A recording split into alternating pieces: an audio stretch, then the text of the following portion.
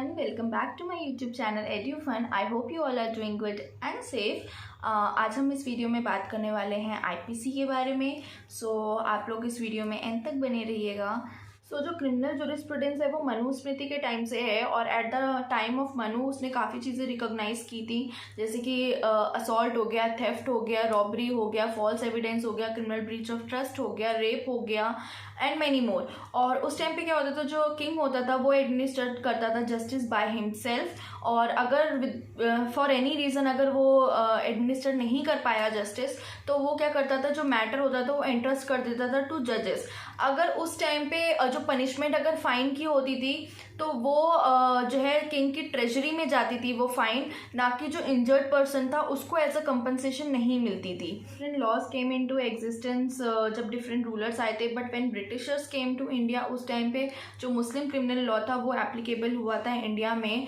And उन लोगों ने अडॉप्ट किया था ब्रिटिश पैटर्न को लॉ के लिए, बट जो ब्रिटिश पैटर्न था वो यूनिफॉर्म नहीं हुआ था थ्रू आउट इंडिया. जो फर्स्ट लॉ कमीशन आया था इंडिया में वो आया था 1835 में, और इस कमीशन में 4 मेंबर्स थे. जो लॉर्ड टीबी मैकुले थे वो इस कमीशन के चेयरमैन थे. और ये जो कमीशन प्रिपेयर हुआ था वो इसलिए हुआ था ताकि इंडियन पीनल कोड ड्राफ्ट हो सके.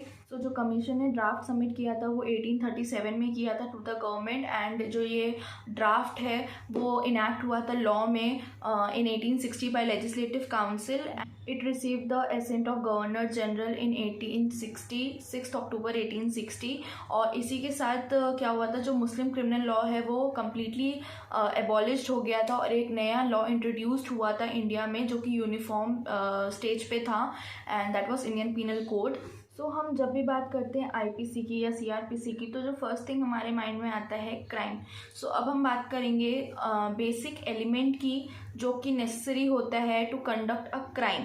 तो हम उसके बारे में बात करेंगे. जो फंडामेंटल प्रिंसिपल है क्रिमिनल लायबिलिटी की वो कंटेन करता है इस लीगल मैगजीन में actus non facit reum nisi mens sit rea, which means the act does not amount to crime unless it is done with a guilty mind. इसका मतलब ये होता है कि कोई भी एक्ट तब तक क्राइम नहीं कहलाएगा जब तक उसके पीछे का जो इंटेंशन है वो गिल्ट में ना हो. कोई भी एक्ट तब तक क्राइम नहीं होगा जब तक कि उसके पीछे कोई इंटेंशन ना हो और वो गिल्टी माइंड इंटेंशन ना हो. कोई भी एक्ट क्राइम तब बनता है जब वहाँ पे एक्ट हुआ हो plus intention guilty mind involve हो, तब वो क्राइम कॉन्स्टिट्यूट होता है. जो बेसिक एलिमेंट हैं क्राइम के वो हैं 2, actus reus and mens rea. First element जो होता है क्राइम का वो है actus reus, the act which is subjected to the control of human conduct और human will. An act is a conscious movement. It is a conduct which results from the operation of will, and actus reus refers to the result of human conduct which the law seeks to prevent. अगर कोई भी इंसान ऐसा act करता है जो कि law में प्रोहिबिटेड नहीं है, वो क्राइम नहीं होगा. कोई भी काम तभी एक्ट होगा जब अगर वो अपनी खुद की मर्जी से कर रहा है. सेकेंडली, अगर लॉ उस चीज़ को प्रोहिबिट नहीं कर रहा है, उस एक्ट को प्रोहिबिट नहीं कर रहा है, तो वो एक्ट क्राइम नहीं कहलाएगा. और अगर प्रोहिबिट कर रहा है तो वो उसे क्राइम कहा जाएगा. अब एक्टस रियस 2 तरीके के होते हैं, एक होता है नेगेटिव, एक होता है पॉजिटिव. अब मान लीजिए एक्स ने वाई को शूट किया, तो ये जो एक्ट है ये पॉजिटिव एक्टस रियस है. और अगर नेगेटिव एक्टस रियस का, अगर मान लीजिए कोई मदर है वो अपने बच्चे को फीड नहीं कर रही है एंड उसका बच्चा ड्यू टू स्टारवेशन, भूखे रहने की वजह से अगर वो मर जाता है, this is a negative actus reus. अब मैं आप शायद से थोड़े कंफ्यूज हो गए होंगे, तो मैं इसको और अच्छे से आपको एक्सप्लेन करने के लिए कि एक्टस रियस के बारे में मैं आपको कुछ एग्जाम्पल्स दूंगी. सपोज करिए एक पर्सन है और उसके सामने ही fails to help the child, जो कि उसके सामने डूब के मर रहा होता है. Still that he is not liable for crime because the act of him is not prohibited by law. मगर अगर उसकी जगह पे कोस्ट गार्ड होता और अगर वो उसको फेल कर जाता बचाने के लिए और वो उसकी मदद नहीं करता, then it is amount to crime because it is the duty of the coast guard. अब दूसरा एग्जाम्पल ले लीजिए. अगर मान लीजिए कि एक जेल वार्डन है and he fails to provide the food to the prisoners and due to starvation many prisoners died, तो इसमें क्या होगा, जो जेल वार्डन है he will be amounting to crime because he did the act which is prohibited by law. Same अगर मान लीजिए कोई एक्स पर्सन है वो वाई पर्सन को शूट करता है, this is also amount to crime because ये जो एक्ट किया है उस पर्सन ने वो प्रोहिबिटेड है बाय लॉ। अब आपको समझ में आएगा एक्टिस रियस एक्चुअली है क्या। सी, एक्टिस रियस बेसिकली एक ह्यूमन कंडक्ट है जो हमारे ह्यूमन विल पे डिपेंड करता है। अगर हम कोई भी ऐसा एक्ट करते हैं जो कि लॉ प्रोहिबिट यानी कि रोकता नहीं है तो वो एक्ट क्राइम नहीं कहलाएगा। लेकिन अगर हम कोई ऐसा एक्ट करते हैं जो कि प्रोहिबिटेड है बाय लॉ तो वो क्राइम कहा जाएगा उसको। सो ये है बेसिकली एक्टिस रियस। हमारा जो सेकेंड एलिमेंट है क्राइम का वो है mens rea. The prohibited act when it is accompanied by guilty mind then it is called a crime। कोई भी ऐसा एक्ट जो कि लॉ प्रोहिबिट करता है और अगर वो एज एन गिल्टी माइंड के साथ किया जाए तब वो क्राइम बनता है। हमारा जो माइंड है वो एट फॉल्ट होना चाहिए when the crime is happening and alone act, अगर सिर्फ एक्ट हुआ है that alone will not constitute to crime. A crime is equal to a prohibited act of law plus guilty mind। जब ये दो element मिलते हैं तब क्राइम होता है। मेंस रिया जो है वो काफ़ी काइंड के होते हैं। जो पहला काइंड है वो है इंटेंशन।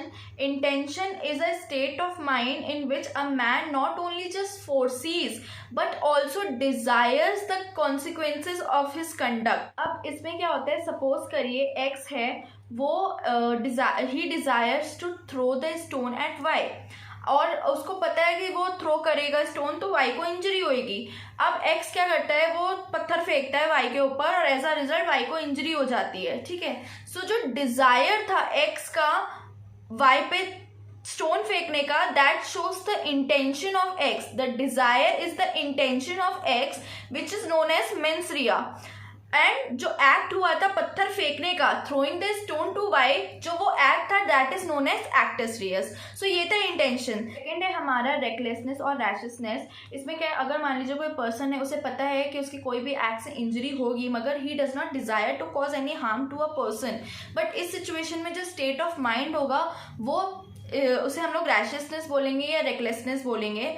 फॉर एग्जाम्पल सपोज करिए एक्स है, एक पर्सन वो व्हीकल चला रहा है हाई स्पीड पे एक बिजी स्ट्रीट पे एंड उसका ही फोर्सीज कि अगर उसने ये एक्ट किया तो इट माइट हैपन कि एक्सीडेंट हो जाए and cause harm to any person और injury to any person, but he does not intend to cause an harm to any person, but वो still he continues to drive fast and there is a possibility हो सकती है कि मान लीजिए accident हो या एक्सीडेंट ना हो। सो ये जो स्टेट ऑफ माइंड है उस पर्सन का that is known as recklessness and the state of mind which is at guilt constitute a crime that is mens rea। The state of mind which is guilt is known as mens rea।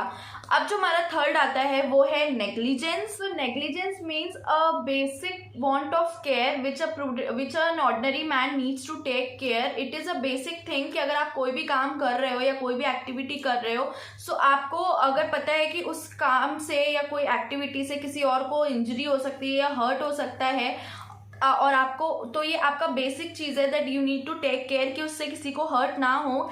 And अगर आप को पता होने के बाद भी अगर आप जान करके वहाँ पे नेग्लिजेंस करते हो यानी कि जो वांट ऑफ केयर है उसको आप फुलफिल नहीं करते हो then it is the state of mind which is in guilt. हमारा आता है वो है knowledge and knowledge refers to the personal information of a person who does an act. It is a state of mind of a person under law doing of an act with the knowledge which में constitute a crime. अगर कोई इंसान है वो एक ऐसा काम करता है जो उसे खुद को पता है कि इस काम को करने से ये गलत काम है और उसके बावजूद भी वो काम करता है, उसको उस चीज़ की नॉलेज होती है उसके बाद भी, तो over here the state of mind is at guilt and it will constitute a crime. For example अगर आप मान लीजिए कि कोई एक पर्सन है एक्स और वो रिसीव करता है स्टोलन प्रॉपर्टी यानी चोरी का जो सामान है वाई से, एंड जो एक्स है उसको पता होता है कि जो प्रॉपर्टी रिसीव कर रहा है वाई से वो स्टोलन प्रॉपर्टी है। सो जो एक्ट है एक्स का it is offence and punishable under law. अब जो हमारा नेक्स्ट और लास्ट एलिमेंट आता है मेंस रिया का वो है मोटिव। सो जो मोटिव है, motive is the emotion of the mind. It is an emotion that is prompting to do an act. अब वो कोई भी इमोशन हो सकता है, चाहे वो लव का इमोशन हो, हेट्रेड का इमोशन हो, जेलसी का इमोशन हो, कंपैशन का इमोशन हो, कोई भी इमोशन हो सकता है। It is a emotion. Motive refers to the ultimate intent of a person. For example एक पर्सन है and he is starving from hunger और वो थेफ्ट करता है, चोरी करता है ब्रेड की बी शॉप से। सो जो उसका इंटेंशन था एक्ट का वो था चोरी करना, थेफ्ट फ्रॉम बी शॉप, और उसका मोटिव क्या था? टू सेटिस्फाई हिज हंगर, अपनी भूख को ख़त्म करना, वो उसका अल्टीरियर मोटिव था। Motive is an ulterior object of an act which prompted that person to do that particular act of theft. अगर प्योरिटी ऑफ मोटिव या गुडविल का मोटिव वो कन्वर्ट नहीं कर देगा किसी भी ऐसे एक्ट को जो कि अंडर लॉ प्रोहिबिटेड है, एंड इट विल नॉट, ऐसा नहीं कर देगा कि that it will not amount to crime. चाहे motive either it is a good motive और a bad motive, if it is the act which is prohibited by law, if it is done, it will be amount to crime. Yeah, these were the basic elements of crime. So अब मैं इस video को यहीं and कर रही हूँ। अगर ये वीडियो आपको थोड़ा भी अच्छा लगा हो, थोड़ा भी नॉलेजेबल लगा हो, तो प्लीज़ आप इस वीडियो को लाइक करिएगा, शेयर करिएगा। अगर आपने इस चैनल को अभी तक सब्सक्राइब नहीं किया है तो प्लीज़ सब्सक्राइब करिएगा। और अब मैं आपसे मिलूंगी नेक्स्ट वीडियो में। Next video most probably vlog होगा, क्योंकि अब मैं वापस से गाज़ियाबाद जाऊंगी बिकॉज हम लोगों को लखनऊ के लिए निकलना होगा। तो सारे व्लॉग्स अभी इधर तो व्लॉग्स ही आएंगे, तो अभी कोई भी मैं नॉलेज वाला कंटेंट नहीं डाल पाऊंगी। सो या दैट्स इट गाइस, अब मैं आपको मिलूंगी नेक्स्ट व्लॉग में। Till then bye.